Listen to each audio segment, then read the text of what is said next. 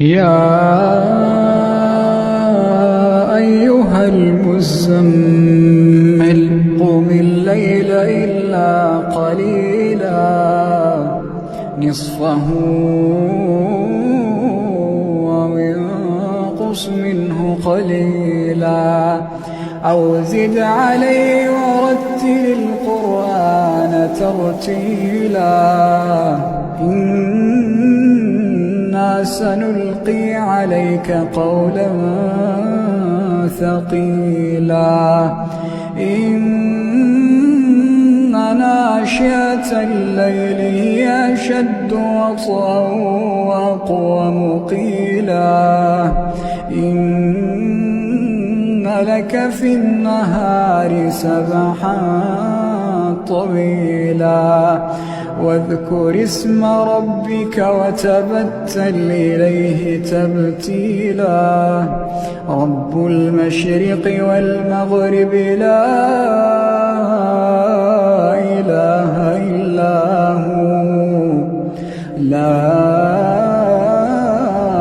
إله إلا هو فاتخذه وكيلا واصبر على ما يقولون واهجرهم هجرا جميلا وذرني والمكذبين أولي النعمة ومهلهم قليلا وذرني والمكذبين أولي النعمة ومهلهم قليلا إن لدينا أنكالا وجحيما وطعاما ذا غصة وعذابا أليما يوم ترجف الأرض والجبال وكانت الجبال كثيبا مهيلا إنا أرسلنا إليكم رسولا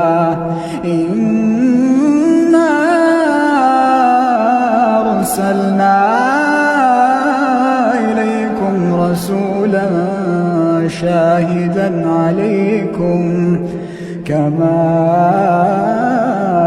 أرسلنا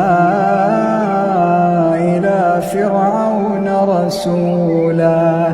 فعصى فرعون الرسول فأخذناه أخذا وبيلا فكيف تتقون إن كفرتم يوما يجعل الولدان شيبا السماء منفطر به كان وعده مفعولا إن هذه تذكرة فمن شاء اتخذ إلى ربه سبيلا إن ربك يعلم أنك تقوم أدنى من ثلثي الليل ونصفه وثلثه